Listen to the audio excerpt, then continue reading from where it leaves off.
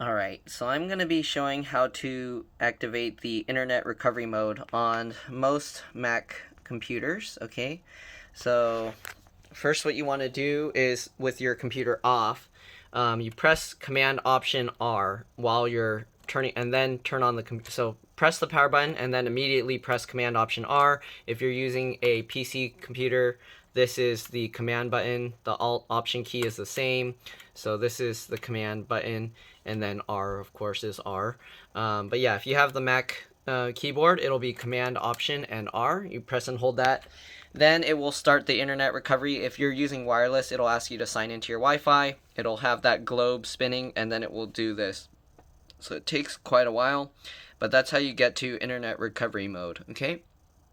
So I'm gonna let this load and I'll be back. It takes a while, okay?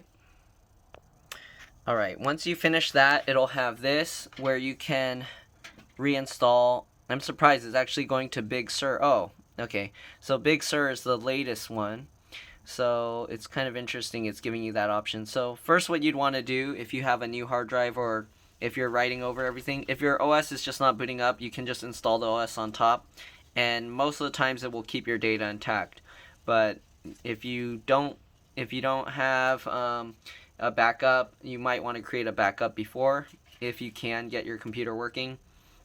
But if not, you can proceed with just reinstalling on top. If you want to start clean, you go to the disk utility, continue, okay. In here you'll see your hard drive. So right now I'm going to actually install to an external hard drive, but you'll see your hard drives up here. If you were to go to view here and then show all, you can actually see the hard drive itself is here, this Apple hard drive, and then this is an external. So normally you would click up here, the device itself, and then you can click erase here. I already erased it, so I'm not going to do it. You can name it whatever you want. On the newer OS, you'd have this APFS, okay? So I'm going to leave that alone. And I'm going to install Big Sur onto this. So what you do is you click this reinstall, continue, okay? Alright, I know the video quality is not that good, I'm sorry, but yeah, continue.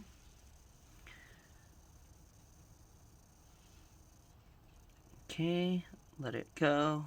There we go, and then just agree to the license, of course. I think it's going. It's so slow, this computer. It's slow because of the hard drive. So what we're going to be doing is upgrading to this SSD that I put. It's a 1 terabyte Samsung SSD. Okay, so click on the hard drive that you're going to install the OS to. If you already installed the hard drive, then you can ignore this part. I'm going to show another video after how to upgrade the hard drive in this iMac.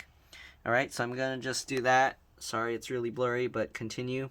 And it's going to do that. So that's going to install the Mac OS.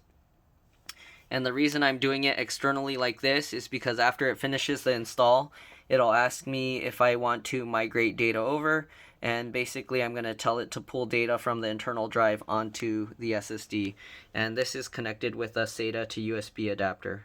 Okay, so that's pretty much all there is. I'm going to wait and then hopefully I can show you what you would click to do the migration process, but it's pretty self-explanatory. It'll pop up the windows. If you don't see that part of the video, feel free to write some comments in the comment section below and I'll try and guide you. Usually I'll respond to the comments pretty quick.